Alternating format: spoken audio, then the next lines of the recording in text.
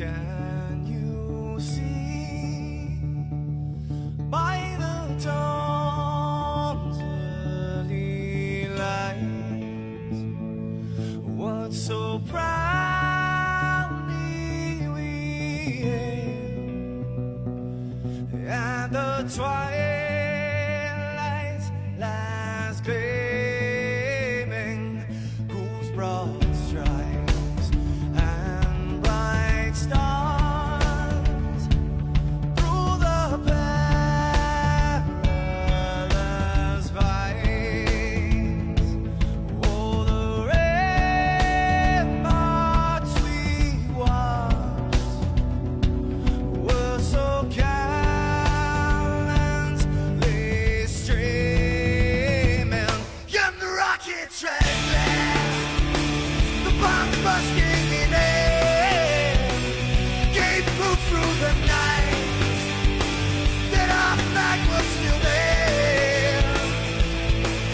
Oh, say, does that star-spangled banner yet wave for the land under the frame, and the home of the brave?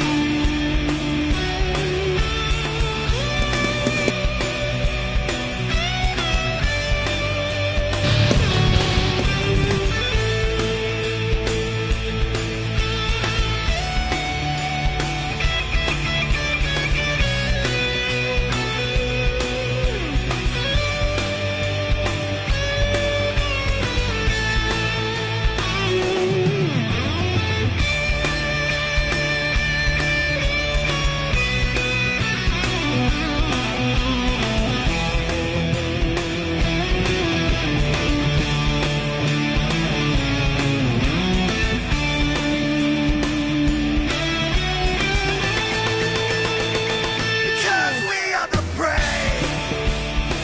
Yes, we are the brave. We'll fight you in the name of the brave. We are the US of A. For those unaware, that flag is still there. It's our future to save. This land of the brave, the US of A. Oh, say, does that star-spangled banner yet wave for the land under the frame, and the home of the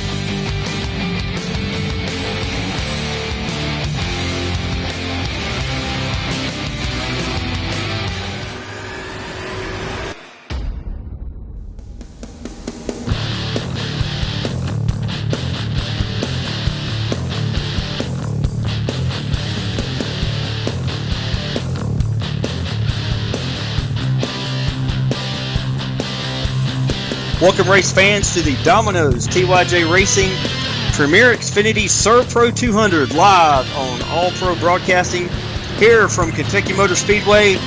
Fans, we have got a very exciting race for you tonight. We got a very important sponsor. They've been with us for quite a few races, Serve Pro.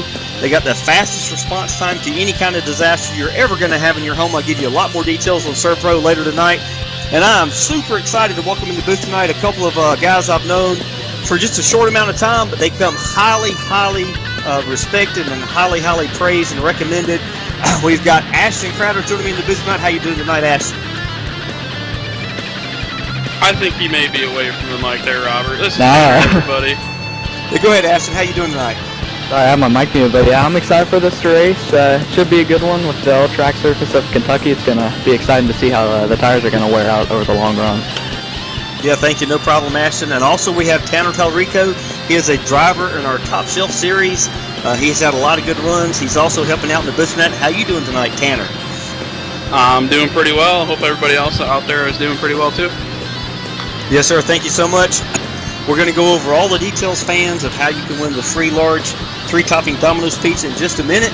But before we get too far along, we're going to have Tanner go over our standings here in the Premier Xfinity Series. They race every other Thursday, and these guys are chomping at the bit to get on the track tonight to get a top 10 finish, a win perhaps. So let us know how these standings are real quick, Tanner, if you don't mind, and obviously take your time. Yeah, right now at the top of the board, we've got Nick Reynolds in the number 10 machine. He's trailed pretty close behind, actually less than 10 points to Gary Sexton in the number 31. It's a bit of a gap between second and third place. Jack Watts is in the 66 machine, and behind him is Donald Stewart. And Ray Richer is sitting there pretty in the 5th spot. And then it's starting to bunch back up again. Again, less than 10 points between 6th, 7th, and 8th. That's Josh Bonwell, Judd Danielson, and Chris Young. And Jeffrey Ford's in 9th, and Jeremy Crandall rounds out the top 10. Should be a good race for the points lead tonight. These guys are all really close. We might come out of here with a points change at the top of the standings, and we'll just have to see how everything falls out after the checkers. Thank you so much, Tanner. So, Ashton, you've been watching this practice session, and you've watched some of these practice sessions in the qualifying now. Who are you looking at as to be one of the top fastest drivers here that everybody else is going to have to beat, Ashton, to get this win tonight? I'm looking at Andrew Kessler. He was second in practice, but I think he showed the most consistency out there. And watching him in leagues past, I think he's got something for him to win this race. Yeah, I'm going to have to agree with you there, Ashton. Andrew's actually got a win at Texas. He's actually the driver I've been watching, too. He was pretty quick in practice, and I would not be surprised to see him run really good tonight and possibly squeak out a win. Yes, sir. Who else are y'all looking at who might be a surprise as far as their qualifying time compared to their practice time? Well, as it sits right now, Josh Bonwell is sitting P1 on the boards as far as we are in qualifying. Still got a little less than 2 minutes left, so that can definitely change. But Josh Bonwell was in the top 5 in practice, and he's top of the charts right now in qualifying. Curtis Young kind of flip-flop positions. He's been fast in both. He's actually fastest in our preliminary practice, and right now he's sitting second in qualifying, so I think those two are going to be pretty quick right off the bat.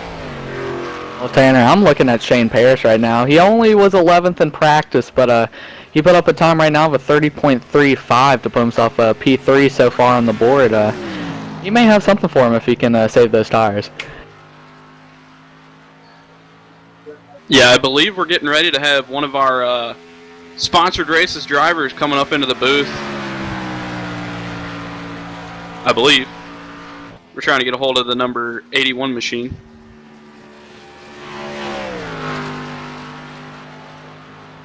Yes, he's having a couple of technical issues with his microphone getting worked out with his pit crew real quick.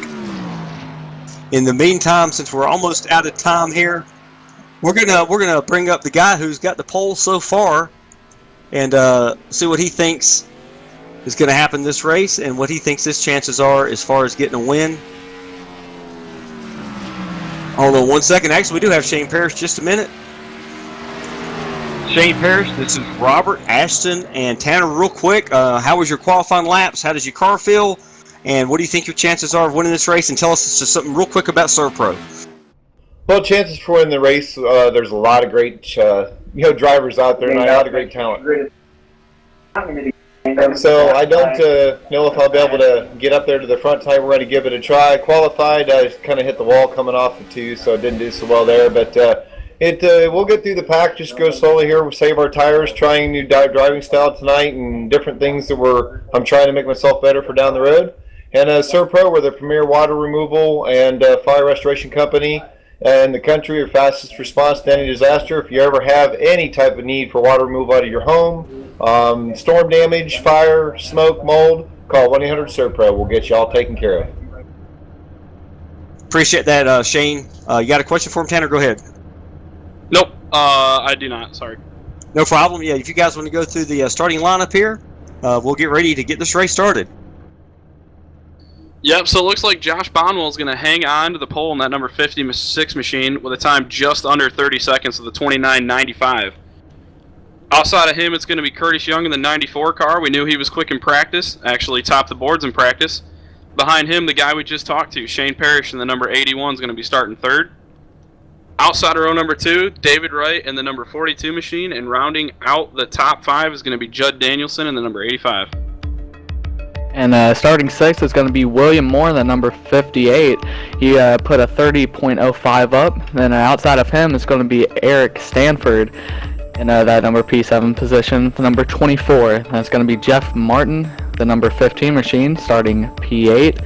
Ellery Queen with the number 62, going to be starting P9. And rounding out the top 10 is going to be Nick Reynolds in the number 10 machine, starting 10th. Behind them, it's going to be Gary Weston in the number 14. Outside of him is going to be Sean Kalist in the number 45. Gary Sexton's going to roll off in the number in the 13th spot in the number 17. Wesley Whitfield is going to roll off 14th in the number 71. And Joe Johnson is going to start 15th in the number 83. Mark Jackson going to be starting 16th in the number 3. That's going to be Chad Payne starting on the inside of that row there. In 17th, he's the number 9 there. Then JP Arsenal is going to be starting P8 and then number 97. Then Mark McFadden starting P9 and number 67. And Jeffrey Ford starting P20th and that number 246. And then the rest of the field did not take time. That's going to be Giovanni Bramante, Andrew Kessler, Donald Stewart, Jack Watts, William Davis, Ivan Garcia, Michael Flavert, Russ Cole, and Jamers Sabaki. Just in time, the field's coming through turns 3 and 4 right now, getting ready to come down and take the green flag. Josh Bonwell's going to lead him down to the line. Curtis Young on the outside, we're green. The field's going to go across the line, and it looks like Josh Bonwell's going to jump out to about a 4-car length lead as they head into 1. Yeah, that was an amazing restart by Josh Bonwell right there. He's going to pull out to about a 5-car length lead, it seems, over the 94 of Curtis Young. Looking really good right now. Yeah, it looks as though the first real battle that we've got is coming off turn number 2. I believe that's Jeff T. Martin in the number 15 machine trying to run the top right now just outside of the 85. Looks like he's been the highest up the track so far. Again, we're really early on, but that top line might come into play here later in the race. Exactly, and that may save your tires a little bit too, just letting it kind of coast up there and not really working that right front too much. Absolutely. Back up front, I believe, yes, Josh Bonwell has still got the lead up front, and he's extended that. Oh, actually, it's closing up right now. Curtis Young got a big-time run off turn number 2, and he's going to close that lead up to about a car length in the middle of 3 and 4. Looks like he's going to get another run off of 4, and he might be going for the lead as they head into 1. Yeah, Curtis Young is looking really good right now, but I just think Josh Bonwell right now is noticing, it's only lap 3. A lot of time to go. Maybe just save those tires and try to get them at the end. Yeah, here looks like Curtis is going to have another big run on the inside. He's trying to get right to the quarter panel of the 56, maybe suck him back with the side draft a little bit as they head into 3. He's going to nose out by about a fender. It'll be interesting to see if Josh will get the run on the outside and be able to pull back and lead this lap. And he will. He'll get a little bit of a run, but Curtis Young has the preferred line on the bottom there, and that's going to be the advantage to Curtis Young there. That time by lap number 4. Yep, it looks like they're starting to run out a little bit of race room there off of 2. I thought they might have made some slight contact. Doesn't look like it. But Josh is going to fight back on the top and try to hold them off as they head into 3. But it looks like Curtis is still running strong on the bottom. You know, it isn't really that early, but or it is really that early, but you know, they're getting single file now. But you know, run side by side for 2 laps if they're going to look to go side by side again. That's really going to be heavy on the tires, isn't it, Tanner? Oh yeah, one thing that you really got to pay attention to here in Kentucky, it's kind of like the last track we were at back in Michigan. This track is really, really coarse. It's really rough as well. A lot of bumps in the surface. You're going to look at these guys that are running really hard right now at the start of a run, and they're probably going to start to chew up their right front tire just a little bit, and on the backside of a run, they may start getting a little bit tight, and they may start pushing coming off the corner, and that's where guys back in the pack that might not be pushing as hard might be able to reel them in and possibly pick up their spots. And I would want to be right now, I would want to be in 3rd position where Shane Parrish is. He's perfect with the leaders, you know, running basically side by side almost every lap. That's going to allow him to just save those tires and just stay right behind them in the wait and possibly get them at the end. Yeah, you mentioned Shane Parrish. The one guy that I'm watching right now is the 24 machine of Eric Stanford. He's got kind of a gap between him and the 6th place car. That's the 85 of Judd Danielson. But he's kind of maintaining that gap. I've been watching him since the drop of the green flag, and it's got to make me wonder if he's holding that gap, just trying to save that right front as much as possible. Would not surprise me to see the 24 car march to the front late in this run. Oh, for sure. If I was him right now, I'd wait about, you know, 10 more laps and then start pushing up there. Because, yeah, he's falling back a little bit, but that is going to help him in the long run. Actually, he's going to pull in the 85 right there off of turn number 4. Yeah, the one thing that's really kind of caught me by storm is I thought the initial start of this race was going to be a little more chaotic than it was. These guys are doing a phenomenal job spreading out, giving everybody race room. I'm just running through the field right now. It doesn't look like there's too many potential dangers, if you will, on the track. Everybody's giving everybody a lot of race room, so looks like this is going to shape up to be a really good race. Yeah, I got a quick question for you, Ashton. Sorry about that. You've raced here at Kentucky many times, I'm sure, whether it's in the Xfinity car, the Cup car, or the truck. What are the secrets for getting around this track? We know it's an old concrete surface. Let the fans know what the secrets are to having a fast race car for the whole run if we do get a lot of long green flag runs, Ashton. Really just getting the car and or truck down to the bottom, getting it to that yellow line. A lot of people like to run, you know, about a lane up because it gets more rotation, but if you're on that bottom line, it helps preserve that right front tire just a little bit more and help you give an advantage on your opponents. And also just staying, you know, at a level pace, about 3/10 off what you would normally run in qualifying will really help you as well. Yeah, that's a really good point. While we're talking about that, there's a really good battle heating up right now just outside of the top 5. Shane Parrish in the 81's running 3rd right now, and behind him, David Wright in the 42 machine, all the way back through, I believe it's, well, the 24 car we were just talking about, Eric Stanford. It's got to make me wonder if maybe those saving tires is already starting to come into play. Those guys are in a bit of a bunch right now. Nobody's really edging out in front of anybody, but as of right now, that's the closest battle we have on the racetrack. But it is, you know, it's lap 11 now, and that's really where we start, you know, to hit the quote-unquote cliff where the tires just start to go away.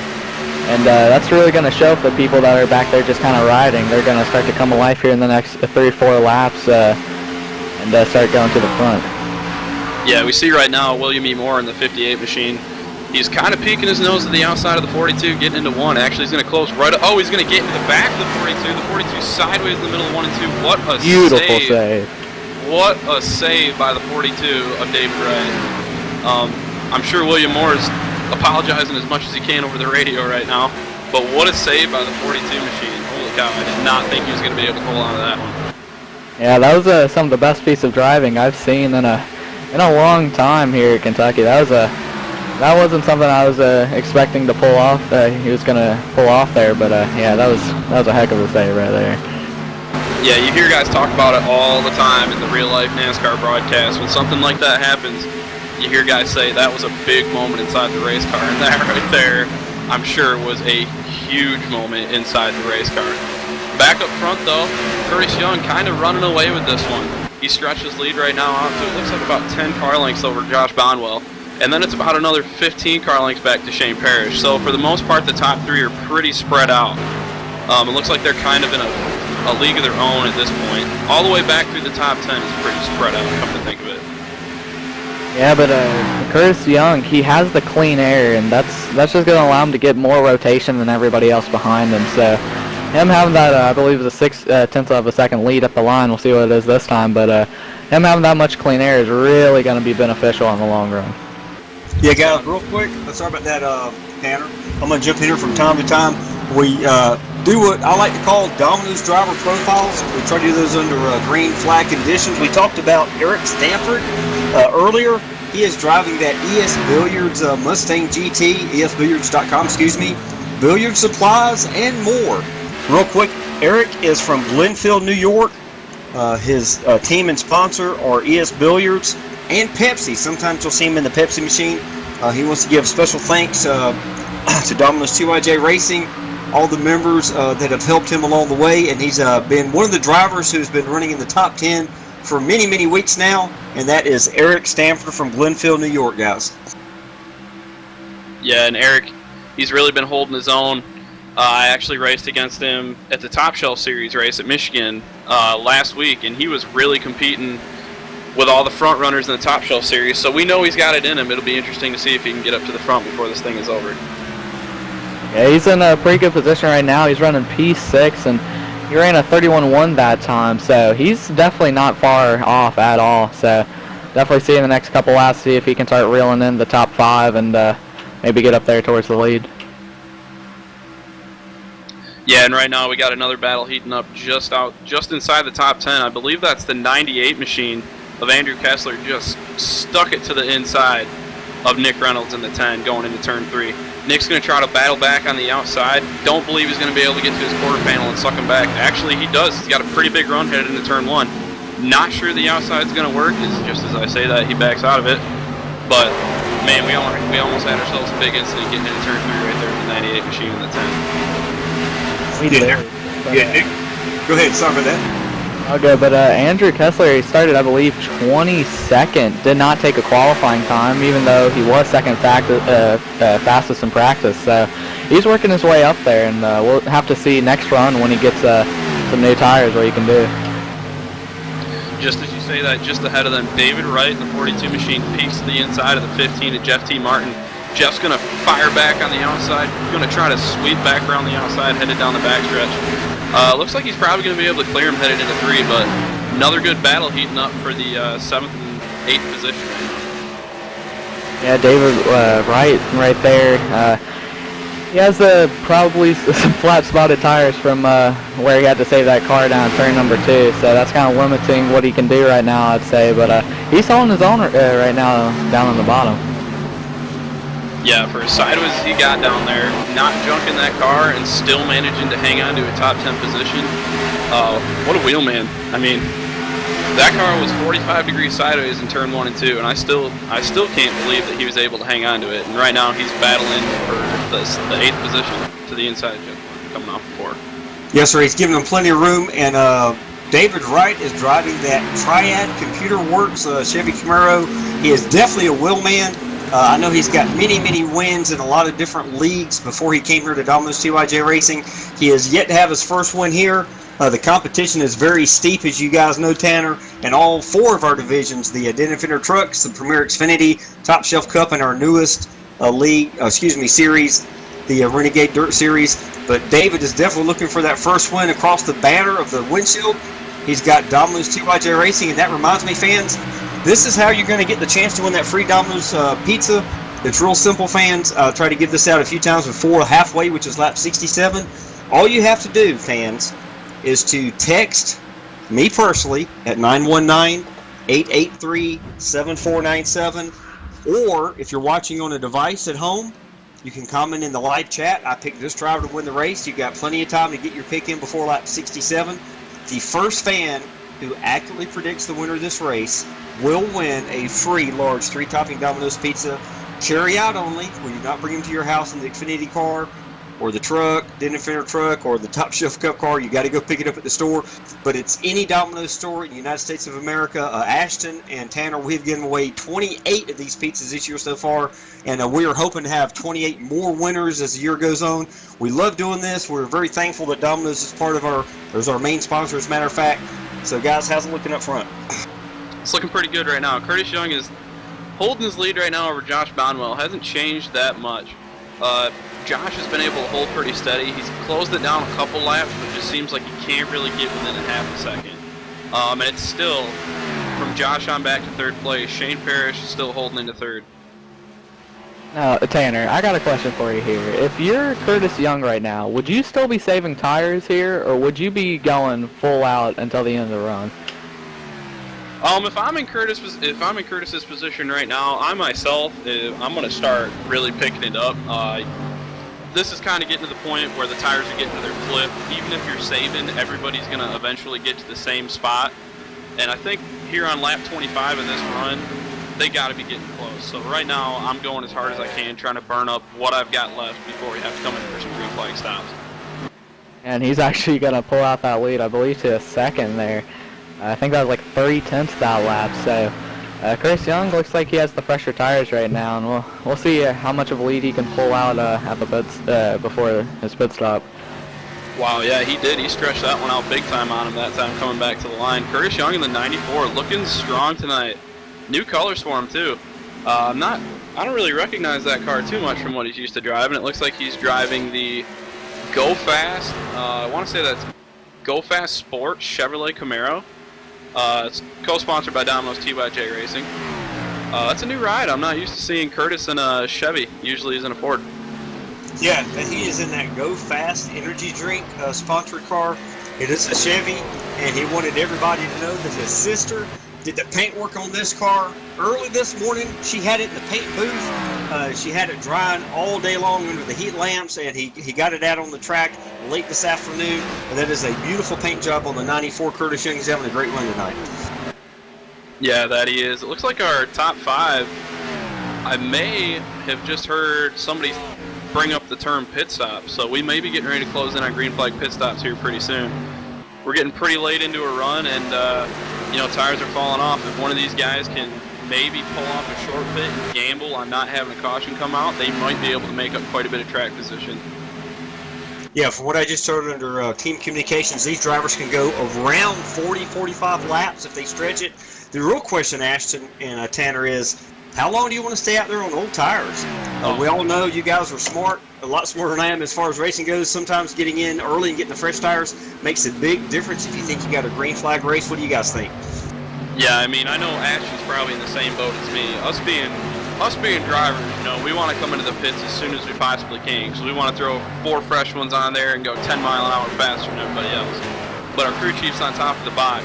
They're always thinking fuel strategy. How can we outsmart these guys on fuel? So it's kind of a win-lose situation, if you will, because you always got the battle of whether you want to stay out and gamble on fuel or come in and take tires and gamble on track position. What do you think, Ashton?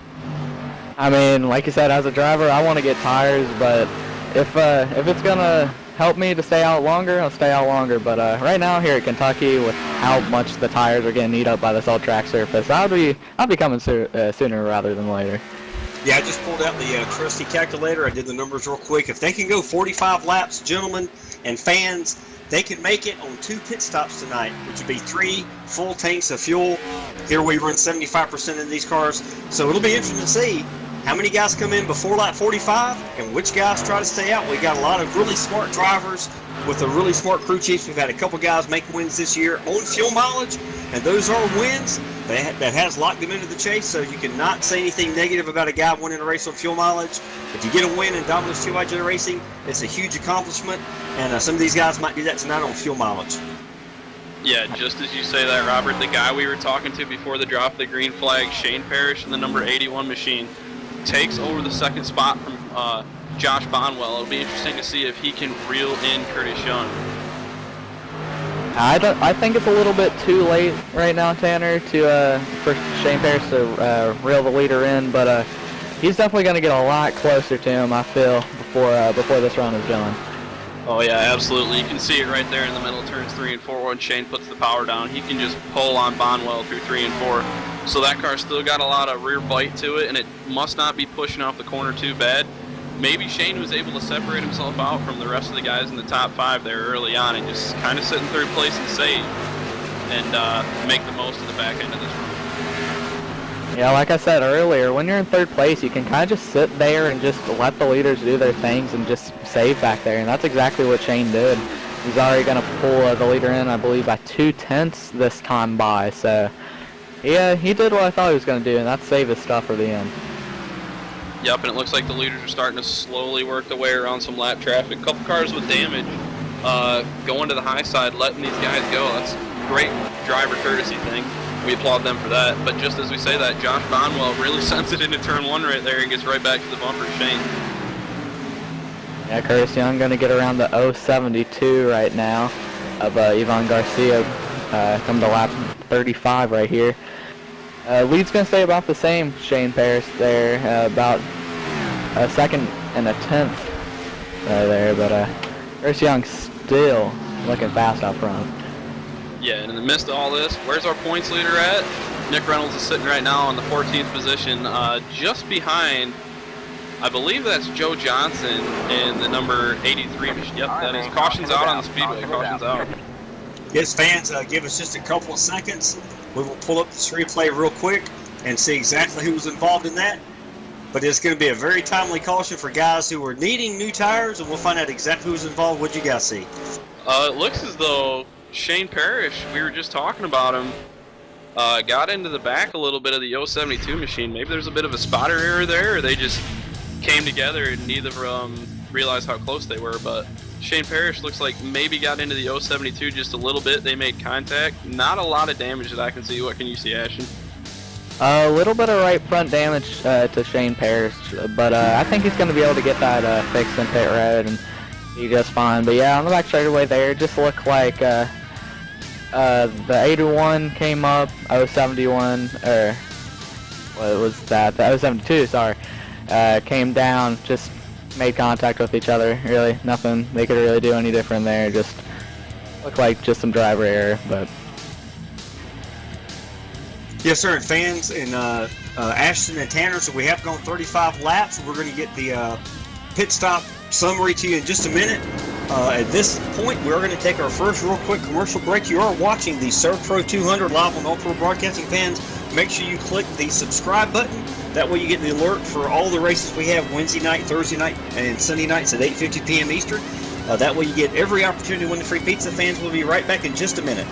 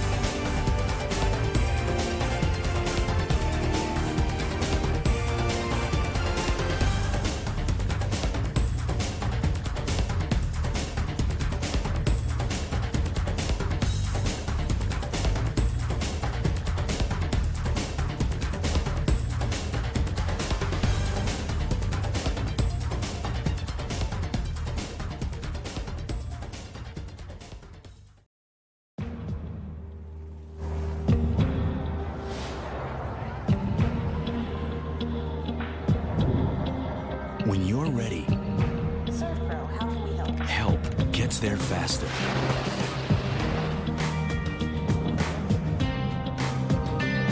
The cleanup specialists at 1-800-SERVE-PRO and ServePro.com. Helping make fire and water damage like it never even happened.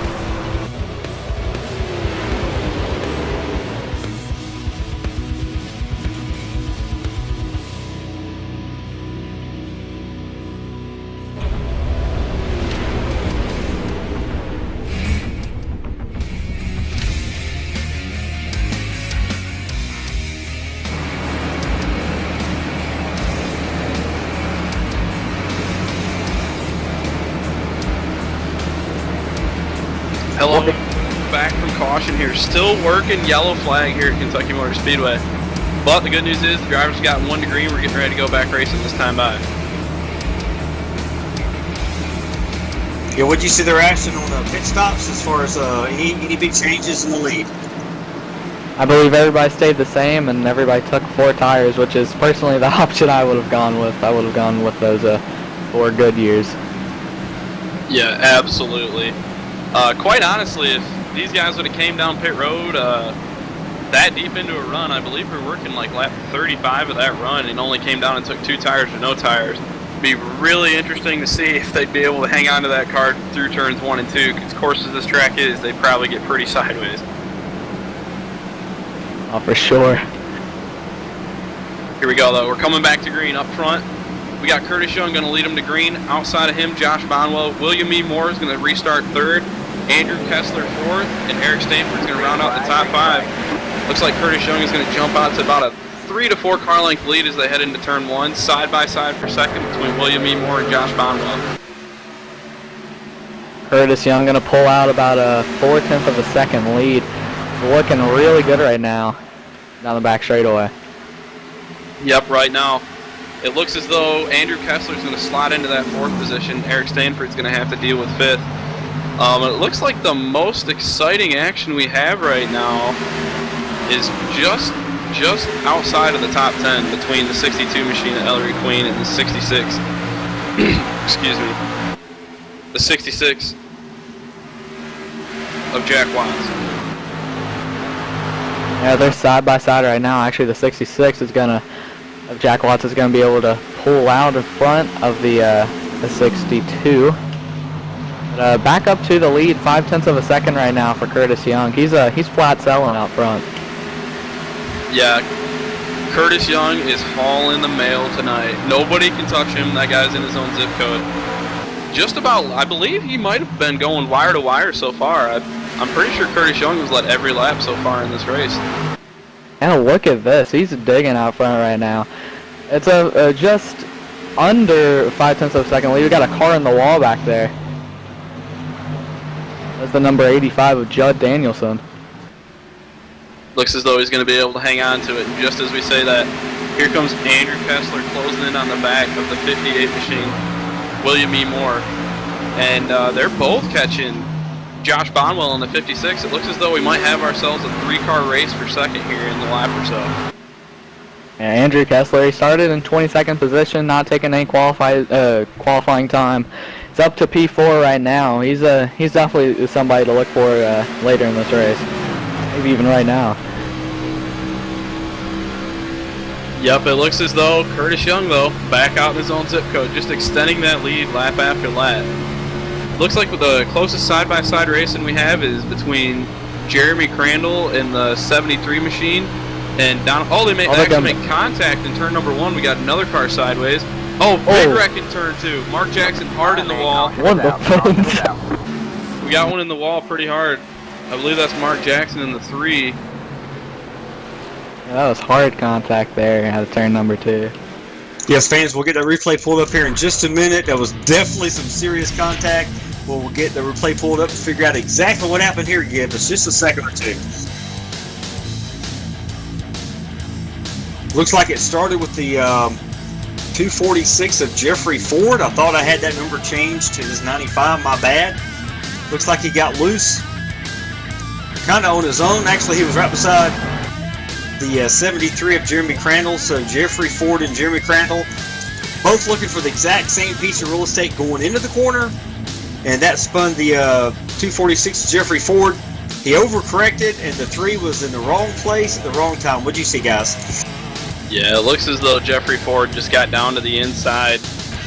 Got down to the inside of the 73 machine and Jeremy Crandall getting into one, and these things can get really free when you're on the inside of somebody. Gotta make me wonder if he got in there just a little too high and washed up into Jeremy's door. Washed up into Jeremy's door, if he was just down low and got the air taken off the spoiler and just sucked him around. Yeah, that's what I saw there, but Jeffrey Ford, he was trying to save the car, he just had a little bit too much input to the right, and it sent him up into the outside wall, causing a chain reaction wreck, but guys, Yeah, pretty hard hit. And let us know if you see anything on pit road, if any of these leaders are taking some new tires or gas, or what's happening up front. Yep, it looks though right now all the leaders have decided to come down pit road. We got 1 2-tire stop. William E. Moore in the 58 looks like he's gonna. Oh, we actually got 2 2-tire stops. William E. Moore in the 58, and I believe that's the 42 machine. Yeah, David Wright's gonna also take 2 tires, but everybody else behind him.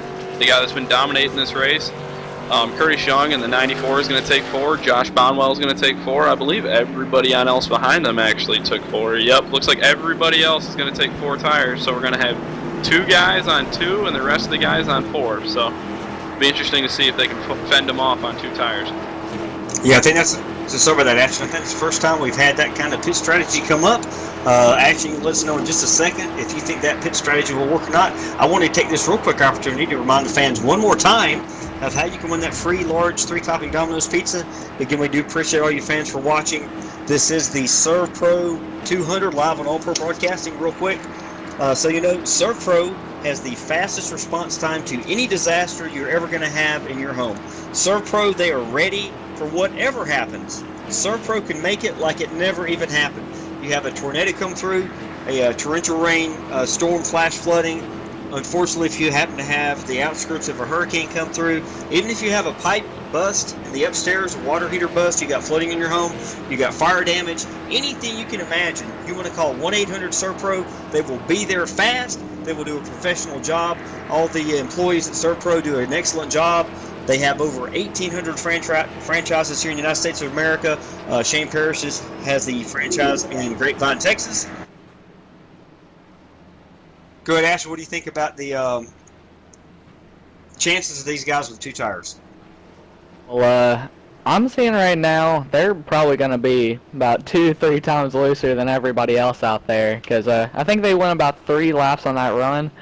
But still, 3 laps at Kentucky is major on the right side tires, so I would see them probably go to the back fairly quickly with those 2 tires. But we actually have Joe Johnson not coming in at all. He's going to stay out on old tires. That could be beneficial because he has the track position, but I don't know how that's going to be with the tire fall off. Yeah, it looks like Joe's going to try to play the track position game. He's definitely a lot further forward than he was before pit stops, which is what you want, obviously. What he's hoping for right now is this thing goes green for probably like 8 to 10 laps, and then we get another quick yellow, and he's still able to be inside the top 10, and that his strategy will work out. But it does look like he's got a little bit of damage to the right front. Nothing too substantial, but at a track where the speeds are upwards of almost 200 miles per hour getting into the corner, it's got to make me wonder if maybe that caused a little bit of drag and maybe slow him down on the straightaway. What do you think, Ashton? Yeah, that's definitely going to slow him down a little bit, but yeah, we'll just have to see what happens here. You really can't judge anything too quickly on this simulation, but yeah, I'd say with that right front damage, it's probably going to hurt him a good bit. Yep, well, everybody needs to be taking notes right now for later in the race. We got guys on 2 tires, we got guys on no tires, we got guys on fresh tires, and it'll be interesting to see how this all plays out as they're coming into 3 and 4 right now, coming to get the restart. Yeah, if you're going to make that call, you might as well make it early. Yep, absolutely. If you're going to make a big gamble, you're better off to do it early in the race, and there's a lot less to lose than making a gamble with, say, 15 to go. But here they come, coming through 3 and 4, coming for the 3rd restart of the race. Joe Johnson's going to lead them down to get the green flag with William E. Moore in 2nd on 2 tires. And then it's the 42 machine, also on 2 tires, and it looks like they're off. Curtis Young on the first one on fresh tires, sitting in 4th. Yeah, Joe Johnson going to have a little bit of tire spin, not too bad there. He's going to pull out about a 2-car length lead down into 1 and 2. Yep, it looks like I'm actually surprised he was able to hang on to it as well as he did on old tires. It almost looks as though the no tire call may be paying off a little bit better than the 2 tire call. You think he's just able to keep the thing in the track a little bit better and not get his free action? Yeah, I think that really could be something that's helping him right now, you know, being a little bit tighter, but they're going 3 wide behind him with David Wright, William Moore, and Curtis Young. Boy, you hear the enthusiasm in the booth, folks. We're seeing the same thing you are. These guys are 3 wide, battling like it's the last lap inside the top 5. It's awesome if they can hang on to it. It provides a great show, but if things can go soft really fast. But they're able to hang on to it so far.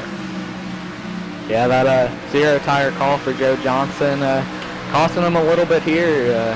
42's going to look to the inside of him right now down the front straightaway. That's David Wright. David Wright making use of those 2 tires, moving up to the lead right now. Joe Johnson kind of getting stuck on the outside, and William E. Moore is going to go way up the racetrack trying to sweep around the outside of the 83 machine coming off of 2. Yeah, Joe Johnson right now, those zero tires worked for a little bit, but it's showing tires matter, especially here at Kentucky. But he's on his own right now, and I'm frankly pretty surprised by that. Oh, we've actually got one car coming onto pit road. It's Josh Bonwell. Wow, he must have some kind of mechanical issue going on right now. He was having a great run all night long. We'll have to check in with him and see if see what exactly is going on with him, if he's having some kind of connection issue or what. But wow, what a heartbreaker for Josh. He was running really well all night long. Yeah, he was. I'm really interested to see what's going on with him right now. Back up front, though, it looks like the 42 machine of David Wright able to just kind of hold his own right now on those 2 tires. As we get deeper into a run, maybe those 2 tires will end up hurting him, but right now he's out front by about a car length over Curtis Young, the guy that's been dominating so far tonight. Yeah, Curtis Young, he's shown he's the fastest on the long runs right now. Andrew Kessler's right there, but Curtis Young, he's flat sailing right now up front, second place at the moment. Yeah, Eric Stanford looks to the inside with Joe Johnson in the 83 machine. That 83 just, I'm not real sure if it's the tires that are hurting him or that damage on the right front, because it looks like on the straightaway he's hurting quite a bit. Through the corner he actually doesn't look that far off, but right about that 3-quarter mark of the straightaway you can really see that car kind of lugging, and you got to think maybe that drag's really hurting him. Yeah, I'd say it's the damage, more than the tires. Really, any damage with these cars, they're so aerodynamic, it really kills them down the straightaways. Yeah, that it does. Just behind them, just outside of the top 10, we got a pretty good 4-car battle for 11th through 13th, it looks like, between Donald Stewart, Nick Reynolds, your point leader, Ellery Queen in the 62, and Gary Weston in the 14. Right now, Gary Weston's leading them all, sitting there pretty intent. It was just side by side with the point leader, Nick Reynolds, and Ellery Queen in the 62, but it looks as though they're going to try to single file it back out. Yeah, Nick Reynolds right now, he's not doing anything extra, he's just staying where he is, saving those tires, keeping them under him, not getting any damage, and I'd say just trying to get a pretty good points tonight right here. Yeah, well, we talk about him being the points leader, and he's the points leader for a reason, because consistency pays, and that's exactly what he's doing right now. Yes, sir, guys. Let's do a real quick through the field. Starting in that 10th position, we do have Gary Weston. He's got new paint colors on that Chevy Camaro tonight. Correct me if I'm wrong, but it looks like it's the Shell V-Power Chevy Camaro number 14 in the 10th position, number 14. Yes. Behind him, we do have the number 62, the Impact Ford of Ellery Queen, otherwise known as Jay Queen. He's having a great run tonight in 11th. In 12th, we do have Nick Reynolds, like we just said. He's in that over-the-top paints and design Southeast Motorsports Chevy Camaro. He is the points leader, like you said, for a reason, consistency. Back behind him in 13th, we've also got Donald Stewart, that number 78, Boston Red Sox over-the-top paints. Chevrolet Camaro. Over-the-top paints is a great painter. They do a lot of work for these guys in here. We got 2 or 3 or 4 guys that do great paint work, and we will highlight them through the season based on different things. In 15th, we have Jeff T. Martin. He is in that atopgamers.com Southeast Motorsports Chevrolet Camaro. He is running back in 14th position. 15th, we have the number 1 Chevy Camaro of James Somke. He's got a beautiful paint job on that car. You guys might have to help me out on this. Looks like it is that Firebird Camaro. What are you guys seeing on his car? Yeah, it almost looks as though it's something out of the Smokey and the Bandit film or something they're trying to project in that direction. One of my favorite films of all time. I'm a pretty big fan of that car myself. And yeah, he does have this. He does have the Smokey and the Bandit scheme on his Camaro, and that is a beautiful looking car. Everybody remembers the Smokey and Bandit races. Behind him in 16th, we've got Mark McFadden, that number 67 Mustang GT. Guys, what do you see on his car as far as paint? Oh, that looks as though it's a pretty sweet-looking monster car. I painted a couple of those myself, and that thing's pretty tough. I really like that orange and that silver look. That's a pretty tough-looking ride. Excellent, yes, sir. and he has a great driver behind him. We do have Jeremy Crandall in that Chevrolet Camaro in 17th position. What do you see on his car tonight? Looks as though Jeremy is running the Charlie's Asphalt Maintenance Chevrolet Camaro. That's a pretty tough looking car. My eyes don't deceive me, it looks as though that thing is covered in pavement, which is kind of different look, but I like that a lot. That's pretty tough. Yes, sir. That is an official sponsor. I think they paid Jeremy to race in our series. He has that on his truck as well. He's doing a great job. Looks like he just got around the 67 of Mark McFadden we talked about a second ago. And Mark's getting some more pressure right now from Judd Danielson in that number 85. Domino's, oh yes, we did pad people against distracted driving number 85 Chevrolet Camaro in 18th. 19th, real quick, we have Sean Kalis. Sean is one of our newer drivers, and I have to give a big shout out to Sean. This guy has learned a lot since coming on board. He's a young man with a family. He's got the Tanner Tallarico paint scheme on this car. Looks like the Wells Fargo. Tanner, tell us about this paint job. Looks like Vitric Junction on the trunk. Yeah, well, I know Sean's a pretty big fan of Kyle Petty, and he's had me do a couple paint schemes for him over the past, and all of them have been retro Kyle Petty schemes, and this is one that he was pretty big on. He was really into the horses and the saddle on the side of the car, and it was one of the more fun ones that I've had the opportunity to paint. Yes, sir. We definitely appreciate that. You do an awesome job, Tanner, on your paints. And back in 20th position, last place we'll talk about real quick, we do have Shane Pearson, that Serve Pro Toyota Camry. He had some issues earlier. He's running back in 20th. Hopefully he can stick it out and get a good finish. Thanks, guys. We love talking about these drivers and their paint jobs. What's happening up front? Well, it looks as though Curtis Young in the 94 machine has finally got some pressure, a guy that we haven't really talked about too much when it's come to the lead. That's Andrew Kessler in the 98. What do you think, Ashton? You think he's got enough for him? Yeah, I definitely think Andrew has something for him. I mean, he was second in practice. Didn't, like I said before, he didn't take a qualifying time. Started 22nd, and to be all the way up to second on only lap 64, that is crazy right there. And he's going to look to the inside of Curtis this time. Not going to be able to get him there, but Andrew, he has something for him. Yeah, well, you said it. If he was able to charge up from deep in the field, and we're not even halfway through this race yet. If he's able to charge up through the field that quick in traffic, with only one car ahead of him, I think Andrew's got the speed in that Mustang to be able to reach up there and grab this win and maybe give Curtis a run for his money. I think so too. Looks as though William E. Moore has actually just gotten around the 42 machine at David Wright off turn number 2 to squeak into the third spot. And it looks like William E. Moore may have something to catch up to these front two. He's a little bit further back right now, but if my eyes don't deceive me, it looks as though he may have closed that gap up just a little bit. Yeah, if I was William Moore right now, I'd just be sitting right there, let the leaders do their thing, because Andrew is looking to make a move soon. And I think William sees that right now, and I would just let Andrew make that move and just catch him while they're side by side.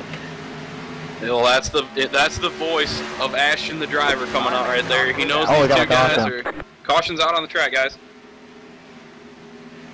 Yes, fans, we'll get that replay pulled up here in just a second or two. And guys, Ashton and Tanner, do not let me forget this time. When we do go back green, we want to make sure the fans get this incredible crank it up segment we've got with All Pro Broadcasting. A lot of these fans have got an incredible surround sound system, so don't let us forget when we go back green, we want to crank it up. What did you see on that replay for the caution?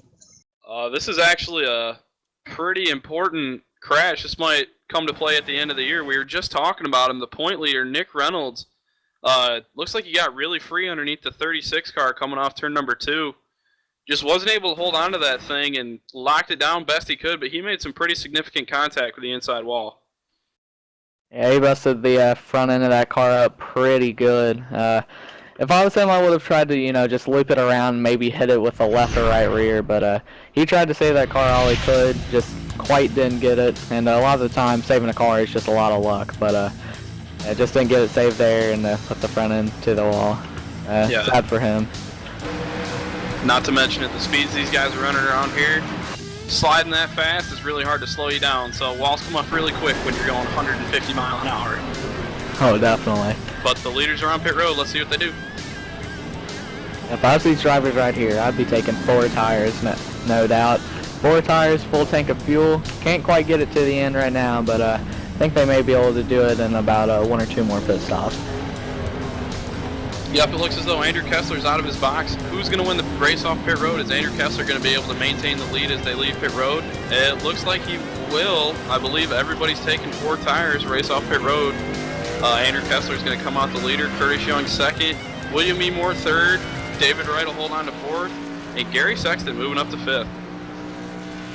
Yeah, that was a 13.6 pit stop for Andrew Kessler right there. Beautiful work by his pit crew that time. Big time. Kudos to that pit crew, man.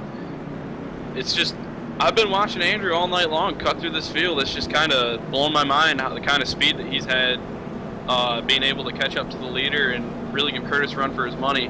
A guy that we really thought was going to run away with this thing early on, really able to stretch the lead out, has kind of met his match in Andrew Kessler. Oh, definitely, yeah. Andrew, I mean, he showed in practice that he has the speed, and he's definitely showing it right now. But I don't think Curtis has seen the last of the lead just yet. I mean, it's still early, just I believe over halfway, so still got a lot more racing to go. Yeah, and while we're talking about the lead right now, we're under caution. There was one underdog in the top 10 right now that you would say has potential speed to be able to get up front and run with these guys. Who would you pick, Ashton? Let's see here. I would have to pick Joe Johnson. I mean, he was only 15th in qualifying, and he's worked his way all the way up to 8th right now. And I believe he got 4 tires that last stop, and I think he got some of that damage fixed. So I have to watch for him to see what he would be able to do. Yeah, I myself, I really like that 17 machine at Gary Sexton. He started 13th, so he's really had to claw his way up, but he's sitting pretty in the top 5 right now. He's kind of in the same boat as Kessler. I mean, being able to start deep in the pack and race ready to your front, you got to have a fast car to do it, so we know that the 17's got some power underneath the hood of that thing, too. Sure, yeah, he's shown a lot of speed tonight. I mean, I haven't really talked about him too much, but most of the time in racing, when the announcers don't talk about you too much, that's a good thing. Definitely right now, him being in 5th, it's been a good thing so far. Absolutely. So, when we go green, it'll be Andrew Kessler leading them down. Curtis Young will be in 2nd. David Wright will be 3rd. Gary Sexton will be 4th. Eric Stanford, kind of a guy that we haven't talked about too much, but he's been solidly just inside the top 5 or just outside the top 5 all night long. Ellery Queen will start off 6th at this restart. And I believe, excuse me real quick, my computer's kind of slow. No problem. Let's get a quick word with in the room here. I think we have, excuse me, David Wright. This is Robert, Ashton, and Tanner. You're up there in 3rd position tonight. You're having a great race. What do you think your chances are for winning this one? Well, Andrew and Curtis are awfully tough, so it's going to be hard to say. They're 2 tough customers, a lot of tough competition out here.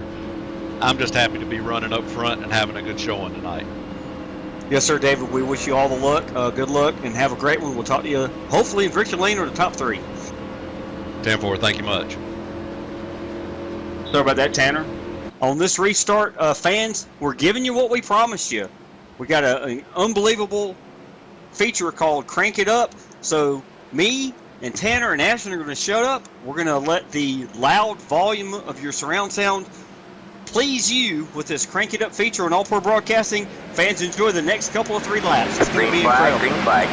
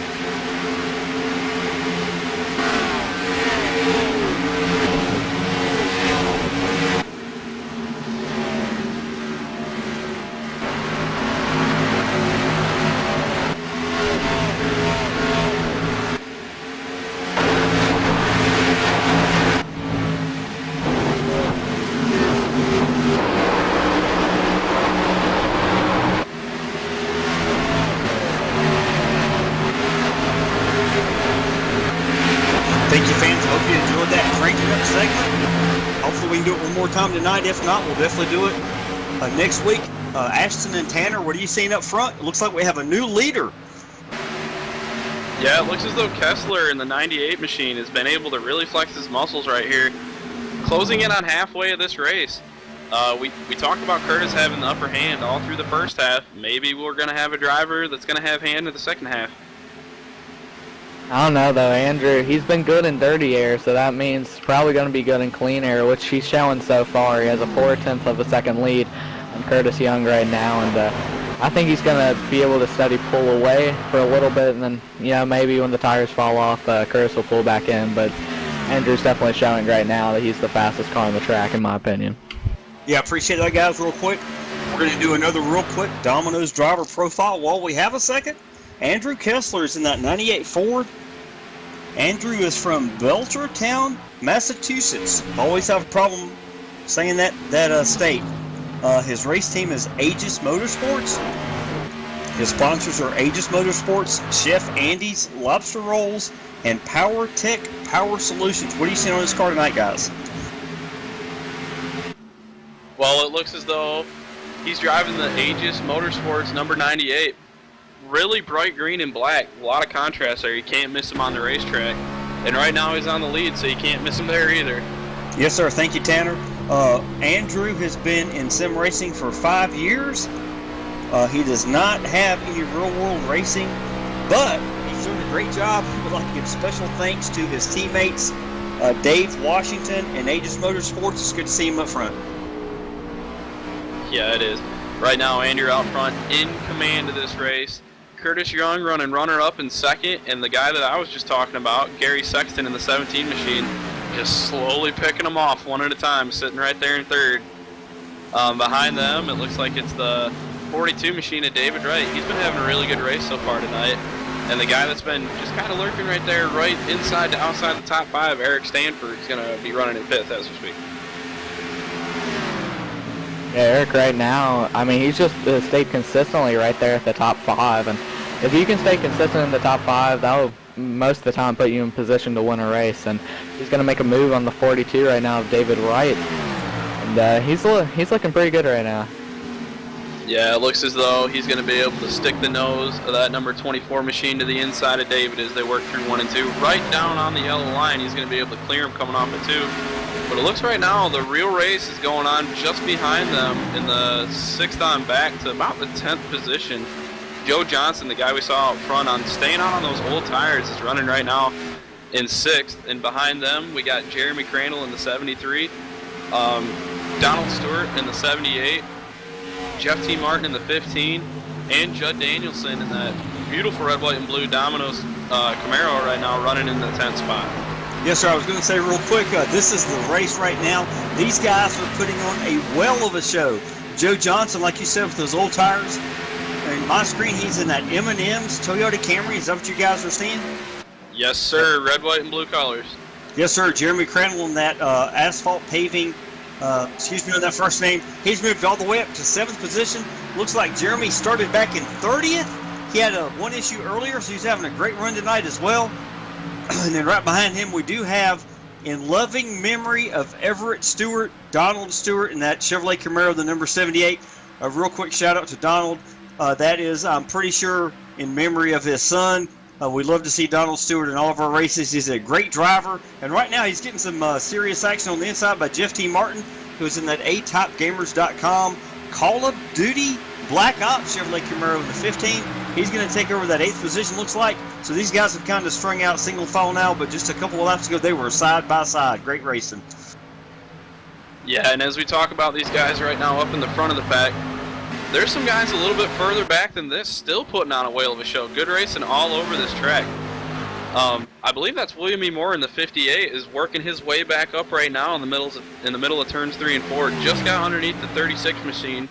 And he's going to set his eyes on the number 1 as they come off turn number 4. He's going to peek his nose to the inside coming across the line. And I believe he's going to be able to pull him getting into turn number 1 and pick up that spot. That's for 12. He had a huge run down that front straightaway there. Yeah, we've been saying, gonna have to go back and see what happened to William there. Not sure how he got that far back in the pack, but he was running up front all night long. and he's showing that he still has the speed to compete up front, and it'll be interesting to see if he can make his way back up to the front, kind of like Kessler did, and compete for the win. Yes, sir. Real quick, side note, the 58 of William E. Moore served a end-of-line penalty for on-track unnecessary contact on 2 different occasions, and he is one of our fastest drivers. I have no doubt he'll be back up in the top 10 in the next few laps, and he will probably be competing for the win as long as he keeps his car clean. Yeah, William is on rails right now, but all the guys ahead of him, though, that little pack we were just talking about, they are not letting things go. They are racing really hard right now. Looks like the 73 machine, as well as I believe that's Donald Stewart. That's Donald Stewart in the 78. This whole little pack can just not get away from each other. They're door handle to door handle all the way around this track. Yeah, I'm surprised Jeremy is able to keep that speed with the damage that he has on the rear end. He's holding up pretty well right now. Yeah, it looks like we got about a 7, 8, 9 car battle. Looks like William E. Moore's catching the back of this pack. So these guys are trying to pass each other, to maintain or get another position. And this is really some of the best racing we've seen all night long. Yeah, it is. This place is looking like Daytona right now. These guys are thundering around here, and 2 or 3 pretty big packs. The only place where we don't have packs is up front right now. Andrew Kessler still in command of this race. He's stretched his lead out now to about 10 to 12 car lengths, it looks like, over Curtis Young. At the line, it's probably going to be about almost 3/4 of a second. And it's a huge gap back to Gary Sexton in the 17 machine. Right now, the front 2 are in their own zip code. Yeah, that's about a 1/6 of a second lead for Andrew Kessler there. He's pulling away still from Curtis Young, but we're going to have to see at the end of this run how his tires are. Yep, it looks as though David Wright is still right there running in the top 5. Eric Stanford's been able to get around him, and it looks like he's got a pretty big run on the 17 machine coming down to the line right now. It'll be interesting to see if he'll duck out and take advantage of that run, move himself into the 3rd position. Yeah, he didn't quite have it right there, but Eric is definitely really fast right now. He's gonna be working on that 17 of Gary Sexton, try to take over that 3rd position. Yeah, one thing that I've really been seeing with Stanford's car is it looks like he's one of the few that can really actually make his car work right down on the yellow line, especially in turns 1 and 2. A lot of these guys have been running pretty much that second groove all the way around the racetrack, and Stanford's been able to peek his nose down to the yellow line. And Ashton, I know you know this as a race car driver, anywhere you can do something different and make it work on the racetrack is a huge advantage in your pocket. Yes, sir. Real quick, I got a news flash for everybody watching. We have the 83 of Joe Johnson. He's racing in 20th position. He's on pit road right now. I'm not sure if he's short pitting. I'm right behind him. He's coming down to his pit box. A clean stop. Looks like the right side's going up. He's getting 2 right side Goodyear Eagles and 1 can of Sunoco Racing Fuel. The team's coming around the left side. It's going up. He's getting 2 left Goodyear Eagles and a 2nd can of Sunoco Racing Fuel. He's out of his box clean. That's a very clean, fast pit stop for Joe Johnson. He looks like he's short pitting, guys. Do you think that's going to give him a big advantage, or do you think it's going to hurt him? Well, I know me and Ashton being drivers, as we said earlier, we want to do everything we can to be on fresh tires. Now, this wasn't quite as long of a run as we saw earlier in the race, where if guys were to pit, it was going to pay off a lot more. Nonetheless, I mean, any laps on the tires here on a track that's this coarse is going to be an advantage no matter what. Now, if those tires are going to be fast enough at the end of the race is what's going to matter. Ashton, what do you think? Well, Tanner, I think it's a bit too early. I thought that was a bit too early to pit there. I mean, you're going to be fast for a little bit, but then you're going to have to be on 15 lap older tires, I would say, than everybody else. I just don't think that's a good enough trade-off. Well, do you think because he's got damage on the nose, he's thinking that he's got to throw a Hail Mary of some sort to try to get up there and better his finish? Do you think maybe that's what's going on? You know, possibly. I really didn't think about that. That could be what's going on there, but yeah, we're down in the fuel window now, so I think he's gonna make it on fuel. But like I said, I don't think the tires are gonna be good enough at the end to really do anything. But you know, we'll have to see. We'll have to see is for sure. Andrew Kessler now starting to get his lead eaten into a little bit by Curtis Young. Got to make you wonder, was the 94 machine just riding back there in his draft, taking care of his stuff? Is he going to be able to reel in the 98 and potentially take the lead back? He's definitely closing the lead down a little bit, down to just over a half second. Yeah, Andrew definitely has the short run speed, but I think Curtis has the long run speed. I mean, Andrew, he pulls away from Curtis, and then Curtis, you know, about, say, 20 laps in, he starts reeling them back in. So we're going to have to see if Andrew wore off his tires enough for Curtis to catch him and pass him, but right now it still seems like Andrew's really fast. Yeah, well, I know I can't really speak on Andrew's behalf because I've never raced against him, but I've raced against Curtis a few times in the Top Shelf Series, and I know Curtis he's one of the best in saving his tires and really not showing you what he has until late in the race, and it looks as though he's going to try to do that same thing here tonight. Yeah, he's going to reel that lead back down to 3.5 tenths of a second, where it was 6 tenths about 2 laps ago. So Curtis definitely has the fresher tires right now. And you see, Andrew's he's really trying to get that car to the yellow line through the corner. It looks as though Curtis is really still trying to stay true to that second group. Do you think that has anything to do with Curtis being able to reel in Andrew? Well, I think it's just Curtis off the corner. You know, he's running a lane higher. I think that gets him more of a run than what Andrew's getting. And on the older tires, that's really helping him. But Andrew's the first person I've seen to cut that dog leg right there on the front straightaway. So we'll have to see if anybody else does that. I haven't seen that tonight. But yeah, Curtis, he's keeping that second groove. He's keeping the momentum up. But Andrew just has to get down to the bottom and get it planted, as he's going to run the second groove that time by. Yeah, so yeah, guys, real quick, I want to go back to an old school 2016 rivalry on the track. We got Ellery Queen in the 62, and we got Judd Danielson in the 85. I think these guys have been trading paint, trading positions for the last 5, 10, maybe 15 laps. They were racing clean, and I just want to give a quick shout out to them. I've known these guys for a year and a half now. They are both clean racers. Ellery Quinn is in that Impact Mustang GT, the number 62. He's had a lot of bad luck this year. He's in the 9th position. Right behind him is Judd Danielson in that Domino's Yes We Did Chevrolet Camaro. And I tell you what, guys, these guys are putting on one heck of a show back here. They're racing for 9th and 10th, like they're racing for 1st and 2nd. And that's because both these guys have had a lot of bad luck, which is things happening not on their own accord. Right now, Judd's getting the run on the outside again of Ellery, or Jake Quinn as I know him. And Ellery's going to try to beat him down into the corner, and Judd might try the crossover here. But these guys are putting on a well of a show outside of what's happening up front, and I definitely got to talk about them because these are some of the cleanest drivers I know. Usually when they have a bad finish, it's when they get caught up in something else, and it's awfully exciting to see them racing clean and hard. Looks like Judd right now is getting a run on Ellery Queen, so Judd will take over that 9th position. Guys, what else is going on the track? Well, back up front, it looks as though Andrew is still holding on to that lead, but Curtis Young is there. He's peeking his nose to the inside of him, headed into turn 3 right now. And it looks like he's going to actually try to work the second groove and get a run off of 4. It'll be interesting to see if that works down the straightaway. Andrew looked like he didn't get as good of a run as Curtis Young did, and Curtis Young's going to go to the outside of Andrew. Not going to quite get there, but Curtis definitely is getting the run off the corner, and Andrew's just having to block to keep him behind him. Yeah, you've got to wonder, did Andrew just push really hard, hoping for a caution to be able to maintain that lead? Did he burn his right front up, and he's pushing too much through the center?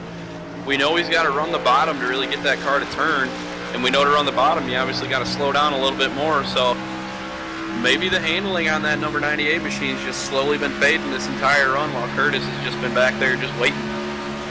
Yeah, I just heard on Team Communications we have the 24 ES Billiards of Eric Stanford on pit road. So we have the first of the leaders. He was running 6th, maybe higher than that on pit road. We're going to follow him down pit road to see what he's doing. We just also heard that Curtis Young, all these guys are coming down pit road on this lap. Looks like Curtis Young, the 94, has been coming down next time by. All right, man. Caution is out. Caution flag will fly. Andrew Kessler into the outside wall hard in turn number 4. Wow, fans, we will definitely pull up this replay. This is going to change everything. Hopefully, Eric Stanford will get out in front of the caution in the pace car. But, guys, what did you see on that pit stop? Wow, it looks like Stanford's pit stop, at least, it looks as though he took 4 tires just in time. He'll be able to maintain that track position. But our leader's in the middle of 3 and 4.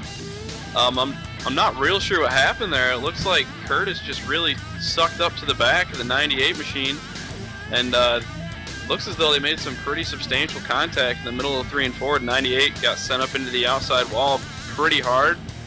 I'm not sure if maybe the 98 was slow enough to possibly get onto pit road. Just Curtis didn't really have enough time to check up, got into the back of him, but both of our leaders with very substantial damage here late in the race. Yes, sir, and fans, we are going to take our final commercial break, real fast. You do not want to go anywhere. You want to make sure you come back and find out who gets the free pizza, and you definitely want to find out who gets the advantage on these pit stops. You are watching the Serve Pro 200. We'll be back in a couple of minutes, fans. We'll talk to you in just a second.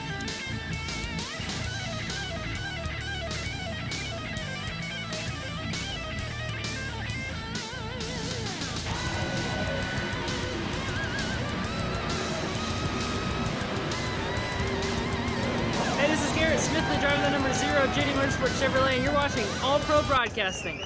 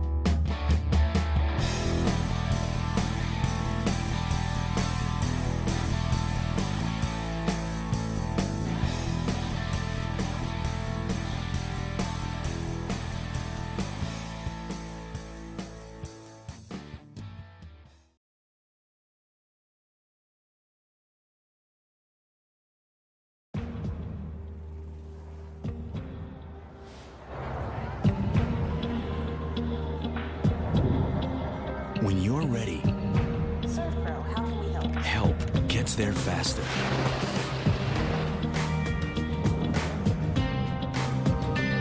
The cleanup specialists at 1-800-SERVPRO and ServePro.com. Helping make fire and water damage like it never even happened.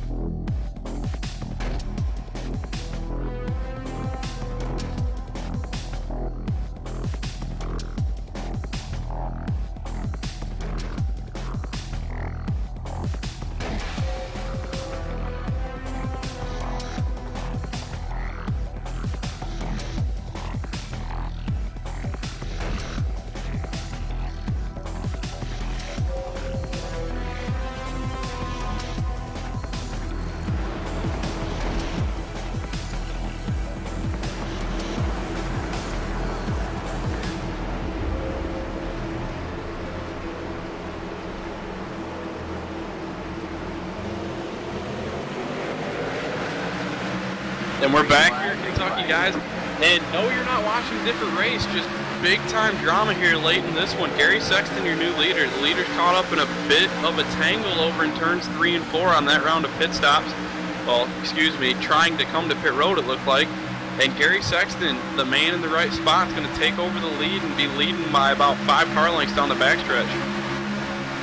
All right, now he's starting to pull away with 27 laps to go, and this is going to be their last run. They don't have to pit again because they got their 4 tires and they got their fuel. So the tires that they're on right now, they're probably going to stick on them till the end unless they have a caution within the next 10 laps. But Gary Sexton, that's your driver right there, Tanner. You know, talked about him being an underdog driver. He's out front right now leading. Yes, real quick, guys, I forgot to mention it, but if we can do one more, Michael D'Amico, All-Pro Broadcasting, crank it up. I'm sure the fans loved the first one. This will be our last chance. So Ashton and Tanner and myself will be quiet here for a couple laps. We'll do an All-Pro Broadcasting, crank it up here. We're already in the restart. Fans enjoy it. We'll be right back.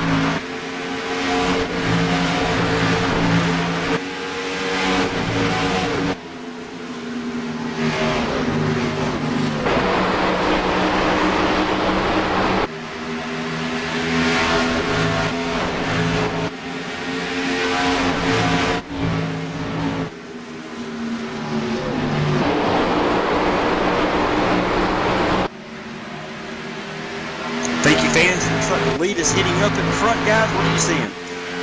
Yeah, it looks like Gary Sexton is under hard fire right now from William E. Moore in the 58. We talked about him earlier. William's been a guy that was up front really early on and showed a lot of speed, one that we could see could hang with Curtis Young pretty well. And right now he's showing it. He's going to take the lead over from Gary Sexton as they head into turn 3. Gary Sexton going to look back to the bottom, not going to be able to get a nose there. William Moore showed speed all night, showing it again out front with 20 laps to go from Kentucky. All right, man, caution is out. Caution is out. Yes, fans, give us a second to bring that replay up. I think it might be involved with the 67 of Mark McFadden, but give us just 1 second. We'll get this replay pulled up. And fans, this changes everything. Yeah, it looks as though the 24, and I want to say that was the 67. Yeah, Mark McFadden getting into turn 3. Eric Stanford looks like he tried to show the nose to Mark McFadden getting into turn 3, made a little bit of contact. Mark was trying to save his car and did everything he could, but unfortunately washed up into the left rear quarter panel of the one machine of, I believe that's James Somke, if I'm not mistaken. Yes, that is, and James unfortunately got up there into the loose stuff and washed up into the outside wall. Made some pretty significant contact with the right side of that number 1 Camaro.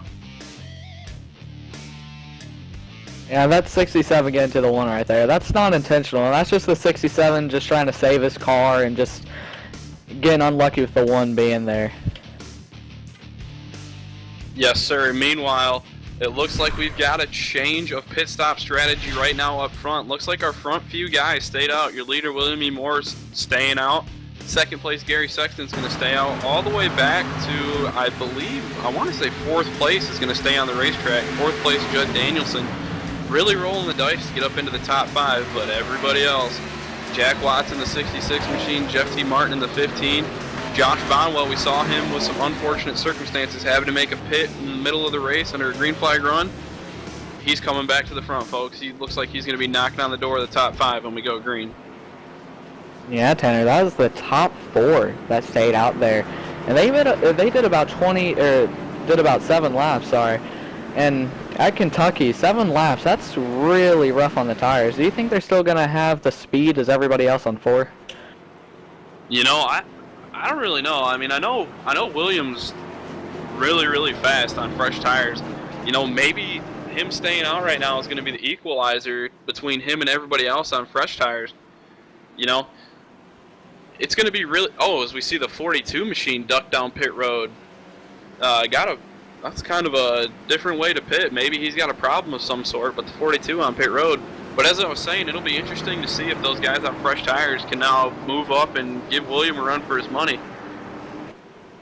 You know, Tanner, what I think that was right there with the 42, I think he saw that staying out without, you know, taking any tires could possibly be really dangerous, and I think he just came in just to take the tires and not get wrecked, you know, and just keep the car clean, because he is, I believe, no, that's the wrong person. He's a P22 in points, but still, he's not that far behind.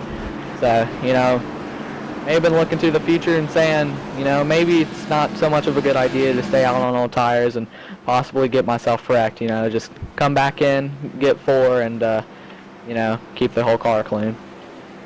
Speaking of points there, Ashton, one thing we got to throw out there, Gary Sexton and Nick Reynolds have been in a pretty fierce battle at the top of the point standing so far this year. Less than 15 points separating them at the top of the charts. We know Nick Reynolds has had some problems tonight. Right now, Gary Sexton, sitting right there in the second position, is in position to really have a good points night. He will get the point lead, if I'm not mistaken. Yes, sir. Real quick, while we're talking about Gary Sexton, Robert, Ashton, and Tanner, we got you in the booth, Gary.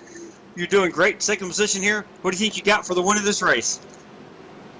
Yeah, before that pit road debacle, I don't know what happened there. I probably had something for it. I was just kind of saving my tires there, letting William burn them up.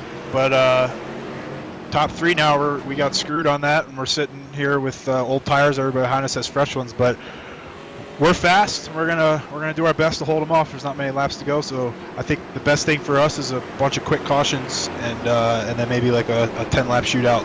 But I'm happy to be up here in the top 3. It's been a good race for us. Just slowly working my way up to the front, and here I am. Yes, sir. Good luck. We'll let you get back to it, and good luck. We'll talk to you later. Thanks, guys. Well, you heard it right there. He knows he's in good shape, but he knows the guys behind him are on fresh tires. Can Gary Sexton, William Moore, and Judd Danielson hold off the guys on fresh tires? We're going to find out here in about a half a lap as we're coming to get the green.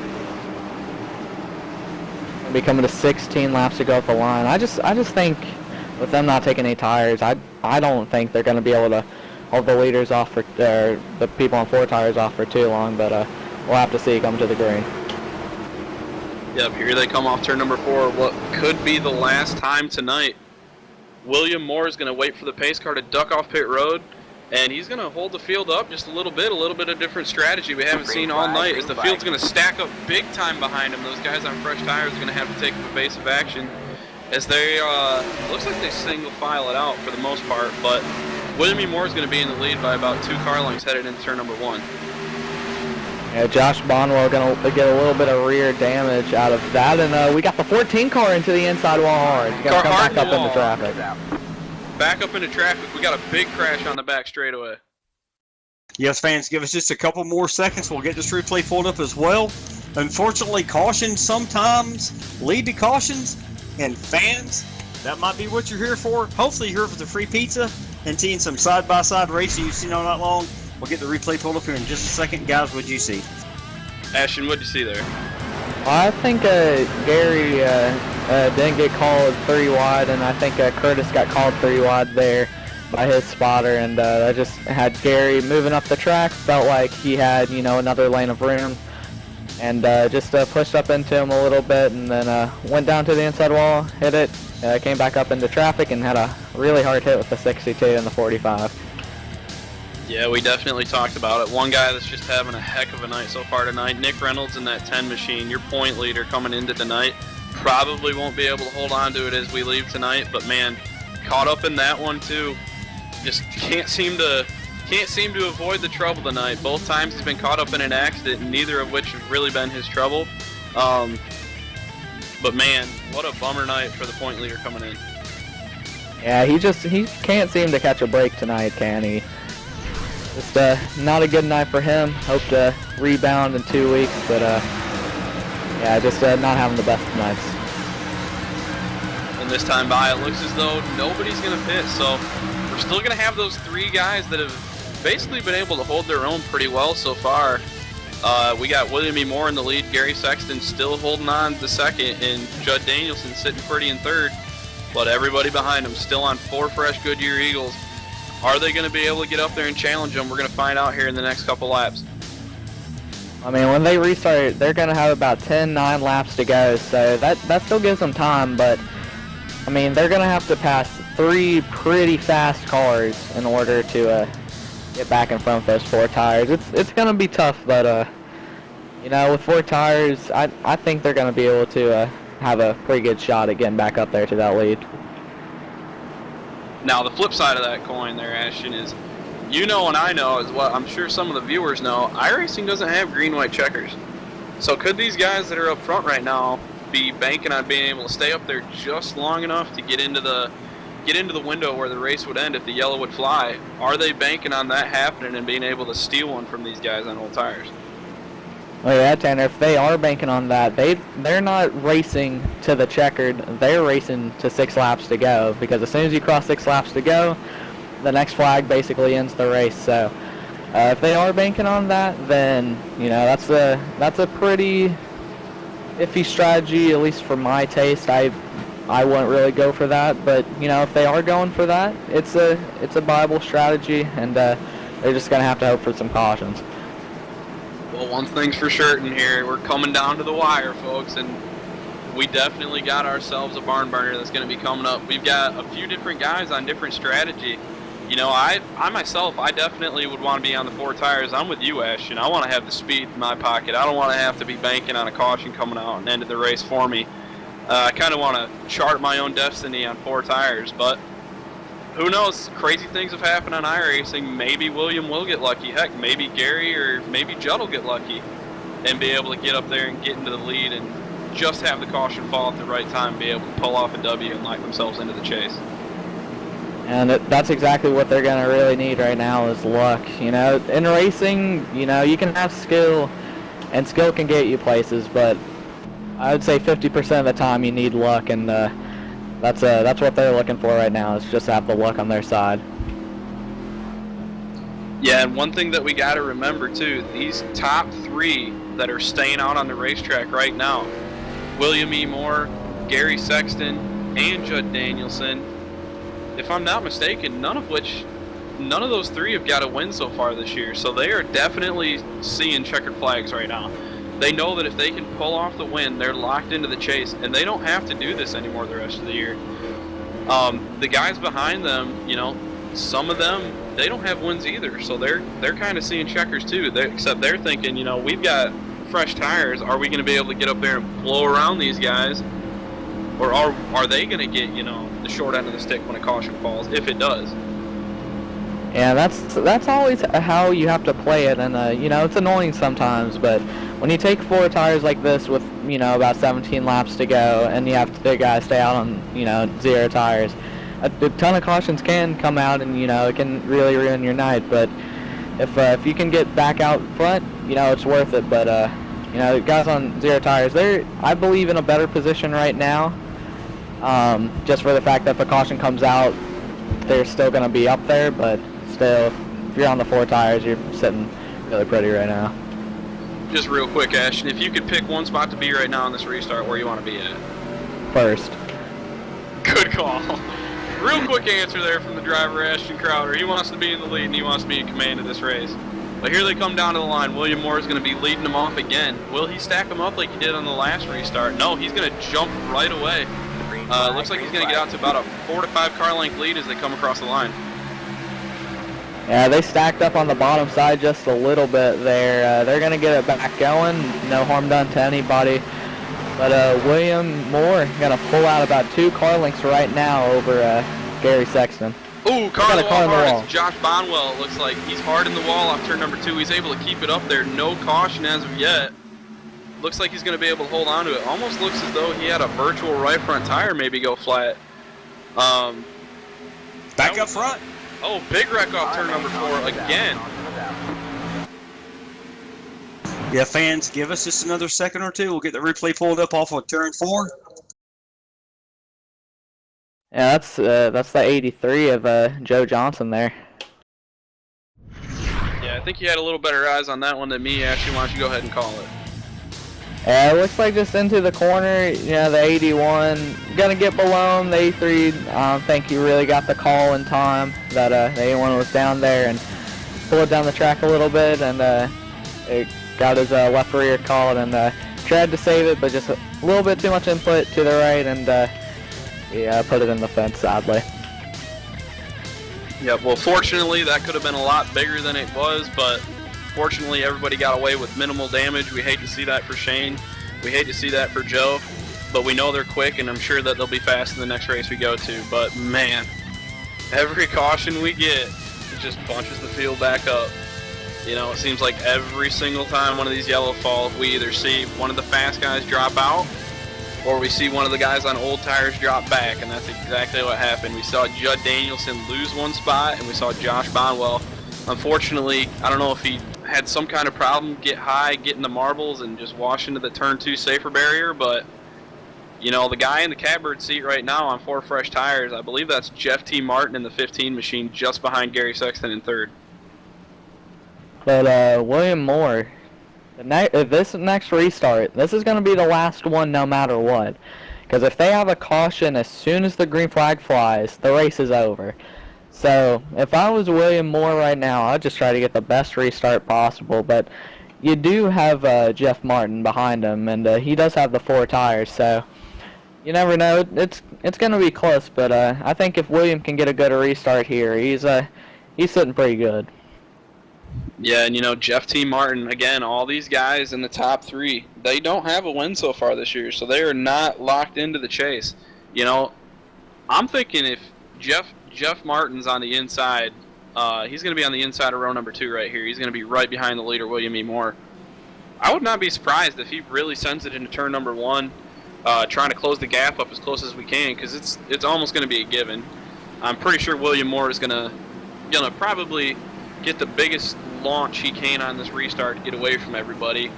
And, you know, I'm pretty sure the only guy that's really going to have a shot at keeping up with him is going to be Jeff Martin or Gary Sexton. Yeah, Taryn, like you said, though, if I was Jeff Martin, you know, even if I don't get the best restart, I'm still going to send it down into 1. Because he has those 4 tires, he has the grip, while William E. Moore, he doesn't quite have that with the old tires, so... You know, this restart's just going to be about the jump that William can get and what Gary Sexton and Jeff Martin can see behind him, what he's going to be doing. Yeah, just real quick, I'm going to point out a couple guys that are having a pretty good race so far tonight that we haven't talked to a lot or talked about a lot. Jack Watson, the number 66 machine right now, he's rounding out the top 5, potentially in the spot for a top 5. Jeremy Crandall in the 73, we've talked about him a few times tonight in that fierce battle that was going on with guys like, I believe Judd Danielson was in it earlier, and the 78 at Donald Stewart. Curtis Young, we saw him dominating early on, got caught up in that unfortunate circumstance with Andrew Kessler coming off turn number 4. He's got damage, but he's rebounded to come back into the top 10. He has, and we're going to be doubling them up here pretty soon to go back green. Actually, this time I'm going to be getting the 1 to green for William Moore. Yes, sir. Welcoming in the booth is co-commentator Joe Johnson. Joe, you had a good race there going. What I want to ask you, Joe, is who are you picking to win this race of the top 5? We got some guys up front like Judd Danielson looking to get his first win. We got Gary Sexton. We got William E. Moore. Who is your pick, Joe? You know, Robert, being down there and watching these guys run tonight, the car that's really impressed me has got to be Gary Sexton up front. But the other car that I've got my eye on is at 15. Hopefully Gary Sexton's got enough rubber left under the car on that 17, the Hexcam Camaro to get it to the checkered flag. We'll see. Thanks, Joe. Ashton, Tanner, who are your picks here for the last few laps? I know Ashton's probably going to be taking William, but I want to be the guy on 4 fresh tires. I want to be Jeff Martin right now on the inside row. Yeah, he's going to have to work his way around Gary Sexton potentially, but I still think the 4 tires are going to be the way to go. And you called it, Tanner. I'm going to be taking William Moore right now. He's on the outside for the restart. He wanted to take that as we're going to be going back. Green pace cars off. Green flag will fly. William Moore going to lead the field to the line. Yeah, William Moore with a phenomenal start right there. That's exactly what he wanted to do. He's going to be able to stretch it out by about a car length over Gary Sexton as they get into turn number 1. Right now, Jeff Martin on those fresh tires, he's going to look to the bottom of the track. Will he have enough time to get around these guys and potentially track down our leader, William Moore? William Moore only about a car length gap back to Gary Sexton. We're going to be coming to 5 laps to go at the line. If a caution comes out right now, the race is over. Gary Sexton not going to have the run as William Moore right now, but that's going to be Jeff Martin going to be working his way into 3rd. Yeah, I'll tell you what. 4 tires aren't working as great as I thought they would. Maybe that run just wasn't quite long enough for the 4 tires to really come into play. Right now, it's looking like if William Moore can just run smooth, run steady, it looks like he might have this one in the bag. So far, not a whole lot of pressure from behind. Oh, look at this. Judd Danielson going to go to the bottom. They're spinning behind him. Big crash in turn number 4, and it looks like William E. Moore is going to pick up his first win of the season, lock himself into the chase. Unfortunate for the guys caught up in that coming off of turn number 4, but congratulations to William E. Moore in the 58. Yeah, sorry about that. We'll get the replay pulled up in just a minute. Give me a second to review this. And it is great. Congratulations to William E. Moore. Guys, what did you see on that caution? Robert, from where I'm sitting up here in the booth, a lot of chaos, and I don't know where it started. A lot of good cars torn up as they worked off 4. Definitely going to be replay worthy to check out and see what all happened to create that chaos back there. Yeah, it just looks like Curtis Young in the center of the corner. Just thought he had the room under the 73, didn't quite have it, and just barely got the 73 in the left rear and sent them both up into the wall. Yeah, it was so unfortunate for those guys. Getting right down to the wire, these guys are pushing as hard as they can. Every spot matters when you're racing for a championship, and these guys know it, and they sure were racing for it. But every spot that matters is a point in the championship, like I said, and the guy that's feeling that the most right now is Gary Sexton, the number 17 machine. More than likely going to come out of this our new point leader. And, it's too bad for Nick Reynolds in the 10 machine, as we said earlier, just couldn't quite stay away from the trouble tonight. Not that he was so far the cause of it, just the fact that he was really struggling to stay out of its grip. Hey, guys, I'd like to be down there racing as well, but it's always good to see my teammate in that 17 in the Hexcam Cross Continent Chevy Camaro. He's got the points lead now. He talked about it a little bit mid-race, and he was just happy to get it up there and keep it clean throughout the night. So Gary Sexton's definitely going to be tough towards the back half of the season. And, look for him because right now I think he's the favorite to win in the Xfinity Series. Yeah, Joe, you're fresh off the racetrack right now. We haven't really had a chance to talk to too many drivers then on how the cars are running. How were they running tonight? Loose, tight? The cars felt really good. If you took care of your tires, if you ran the, middle groove up, maybe one lane off the bottom, the cars really rotated well through the corner. We had a really good setup tonight to race here. They were very free on entry and exit. So all in all, a really fun race to drive, and I hate I couldn't finish. Yeah, we saw you had a little bit of damage there early on. You stayed out on some old tires on a restart. We were talking about it up here in the booth. You were holding your own through the corner pretty well on the tires, but it seemed like right at the end of the straightaway your car would kind of die out a little bit. Do you think that was from the tires or maybe a little bit of drag from some damage? Well, the damage didn't really slow me down. We only had about 6 seconds worth of damage early in the race. The tires did fall off a little bit, but The strategy was to lead a lap. I'm trying to make it. I've already got a win, and I'm trying to get into the top 30 in points. We had to move across the country, so we're just trying to get in the chase. And right now we're still to the good side. But, yeah, the damage didn't really slow us down, but the tire fall-off did. And but it wasn't too much. Yeah, we hear it from the man himself. He was out there tonight. These cars, a little bit on the free side. Drivers are probably loving it. I know the majority of guys, they really like a free setup where you can really turn the thing through the corner where they're not super tight. So it's probably a really fun night for our drivers out there right now. But William Moore is going to see the white flag in the air when he comes down to the line this time by. He's going to pick up the win. Yeah, hey, congrats to William Moore. He ran a heck of a race. Tanner, if I'm not mistaken, didn't he pick up a penalty sometime in the race and he made it back to the front? Yeah, actually he did. We were talking about that. William got, I'm not sure the exact penalty. I know he had to serve an end-of-line penalty. But, yeah, he basically raced his way up from mid-pack to the front and then from the back all the way back to the front. So there was a lot of speed in that 58 machine tonight, and it showed. Absolutely, it did. I tell you what, and these guys, this is why we love watching these Domino's TYJ drivers do what they do best. They get out here and they put on a show each and every weekend. This weekend, William Moore was a star. Gary Sexton looks like he's going to finish second. The 15, Jeff T. Martin. I tell you what, every week it seems like somebody's talking about Jeff T. Martin, whether it's in the Denton Fender Truck Series or the Xfinity Series. He always seems to find his way to the front. Another night, no surprise here, top 3 for him. Yeah, and how about Jack Watts bringing it home in the 4th position? A lot of damage on the nose of that thing. He must have got caught up in one of those late incidents, probably the one coming off turn number 4. But just survived the craziness tonight, and he's going to come home with a top 5 finish. That's exactly sometimes the mentality here is survive the chaos. Chad Payne looks like he's going to come home in 5th. Mark McFadden in 6th. David Wright brings it home in 7th. Michael Fravert had a great race last night. I called it. He comes home in 8th. James Somke, I'm not sure you couldn't pass that off as a modified with all the damage he's got. Brings it home in 9th. It looks like Wesley Whitfield's going to bring it home in 10th, Tanner. So all in all, some guys that started toward the back, have found their way to the front. And then some of the guys that started up front have been able to maintain that position all night. So, they TYJ drivers doing what they do best. Yes, sir, Ashton. If you'll go through the remaining 11th through the end of the field, I'll get these guys ready for interviews.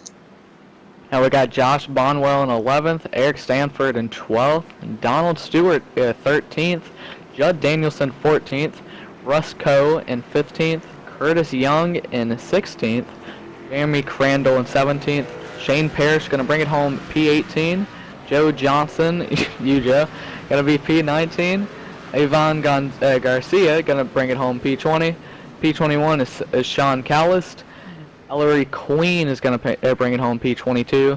Gary Weston P23. Andrew Kessler P24. Nick Reynolds P25. P26 will be Jean-Paul Arsenault. Jeremy Ford's going to bring it home P27. Mark Jackson P28. William Davis going to bring it home P29. And not putting up a lap here tonight in 30th will be Giovanni Bramante. Hey, I appreciate that, Ashton. We're also going to let you, Ashton, interview our 3rd place finisher, which looks like it's going to be Jeff T. Martin. Ashton, thank you so much here. Jeff Martin, Ashton, Crowder is going to ask you a couple of questions about your race. Congratulations on 3rd place. Go ahead, Ashton and Jeff. Yeah, Jeff, I just got to ask you real quick. On that last pit stop there, would you, if you could, stay out on 0 tires and, not take 4? Do you think that would have been a better decision? No. The last pit stop, I actually took 2 tires, and I took right sides. The track was eating up the right side tires like horribly bad. I got you. Yeah, we were seeing drivers all night on the long run, about 20 laps in, started having those right side tires go really bad. But if you could have done anything different in that race, try to get up to the front, what do you think that could have been? I really don't know. I mean, I pitted early. I was one of the first ones to pit, and I come out of the pits, caution come out. So I went a lap down, and then worked my way all the way back up to 6th again, and I pitted early, and when I come out, a caution come out again, so I went all the way back again. I feel like I passed 1,000 cars. I got you, but yeah, bringing home P3, not too bad. Is there anybody you want to thank? Oh yeah, definitely. And my sponsor, A-Top Gamers, and All Pro Broadcasting. D'Amico's a good guy. He does a great job with the camera work, Domino's, and my teammates, Southeast Motorsports, and you guys for broadcasting the race. Yep, and that was Jeff Martin coming home in the P3 position. Yeah, thank you, Jeff. Thank you, Ashton. And now we're going to let Tanner interview our second place finisher. That would be Gary Sexton. Go ahead, Tanner. Hey, Gary, this is Tanner up in the booth, man. Well, congrats on your second place finish. I know you probably really wanted to get up there and give the leader a run for his money. Tell us about your race tonight. Yeah, thanks, Tanner. Appreciate that. Yeah, it would have been nice to finish that out, try to get up there. But at the same time, I don't know if the guys with fresh tires would have been able to run us down. My car was really starting to push on that last restart before the caution came out, so I know that my tires were pretty gone after that little pit road hiccup there where, you know, we were going slow waiting for the pace car to catch up, and we got past pit road, never came. And then they opened pit lane for the guys behind us, but that's how it is. It works out that way sometimes with the timing loops and scoring loops and where the caution comes out and whatnot. But I'm just real proud that I was able to jump in here and started 13th, kind of just slowly worked my way up. Didn't really push the issue on anything too much tonight. And then I hate to see Curtis and Andrew get into each other on those green flag stops, but that was kind of the kicker for me to get up there and take the lead. And hopefully I'll come out of here with the points lead tonight. Yeah, well, I was watching you from the drop of the green flag. I knew you had some speed in that machine, and it's a great looking ride for one. It's got all my favorite colors on it. But who do you got on there you want to thank tonight?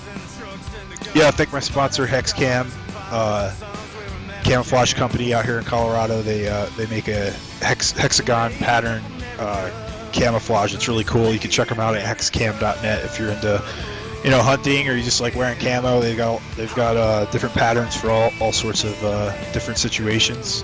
Thank my two teammates at CCR, Joe Johnson and Will Davis. And without those guys, I wouldn't be getting faster and faster in each series. And thank you guys up in the booth. It's cool to see everyone stepping up to do broadcasts. Everyone that's been coming up has been real awesome at it. And I really like to see that help the league grow. And thanks All Pro Broadcasting, Michael D'Amico, and my family and everyone that watches. Really appreciate it. Well, hey Gary, this is Joe up in the booth. As a teammate, man, we're glad to see you come home in second tonight, and we look forward to bigger things, man. So good job. Appreciate it. Thanks, Joe. Yes, sir. That's awesome. Thank you so much there, Gary. And now we are going to let Joe interview our winner, William E. Moore. I might have a question or two for him, but Joe, take it away. You've caught up with with William E. Moore in Victory Lane. Absolutely, we have, Robert. William Moore, ladies and gentlemen. Looks like William, it was a little bit of luck and a lot of skill as well. Tell us, man, how did you get back to the front? Well, the Air Force Mustang, we were fast all night. We had a couple setbacks, obviously. It's more of just a game of tire conservation and trying to figure out just picking and choosing lanes, I guess. But we made it back up here. We kind of got an issue there for the pit. Didn't get to come in and get tires, but these cautions definitely helped towards the end. Well, one thing I can't help but notice, we're looking at this car. It's covered with confetti and champagne down here, but I don't really see a scratch on the front end. So how were you able to work traffic and stay out of trouble? The biggest thing was, just watching the tires, making sure that, if I even heard an ounce of screech out of the tires, I was entering the corner too fast or coming off too hot. So just back it down a little bit. Just pick and choose the lanes, really, watch what the guy in front of me was doing, and then just try to, get around him sometime in the best place possible. Well, I tell you what, you certainly showed us how you back the car down but keep it fast tonight. We're very impressed up here in the booth, how you were able to overcome your penalties, your setbacks early on in the race to actually come back and bring this home in P1. Congratulations to you and your team. And before I let you guys get back to celebrating, is there anybody else that you want to thank tonight? I just want to shout out to Judd. Me and him were coordinating there on those restarts to make sure that we got the good restarts, stayed out front. me and Shane and David Washington all had a bunch of practice laps in. You know, we worked on the car a lot. So shout out to those guys. Well, hey, man, we're going to let you go. Go enjoy this with your team, with your crew, and enjoy this win because they are hard to get in the Domino's TYJ Series. Yeah, appreciate you guys. Have a good night. Thanks, man. Yeah, thank you, William. Thank you, Jeff. Thank you, everybody else here. Do want to give everybody the information. We had our supposed winner last night, Kim Stewart. All I knew last night was her name was Kim. I never got any more information until late today. And another driver actually sent in his text before she was able to, James Ross, for last night. No, excuse me, not James Ross. Here he is. Jim Kinlaw actually won the race last night, the free pizza. But guess what?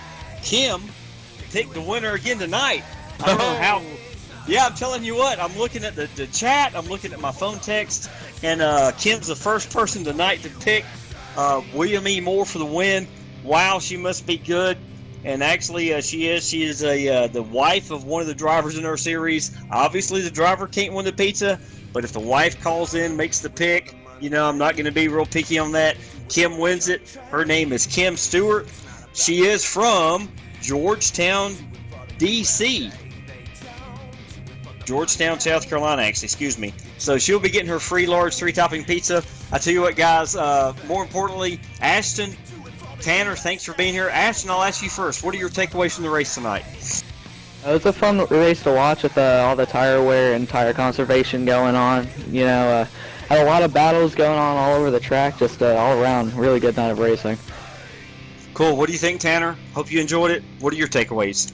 I see tonight as being a race where patience and being able to persevere through wrecks and whatnot is definitely the key to having a successful race tonight, and it's something that I'll put in my pocket for when we come here in the Top Shelf Series next week, and hopefully we can have a strong run in our Fox Racing Chevy.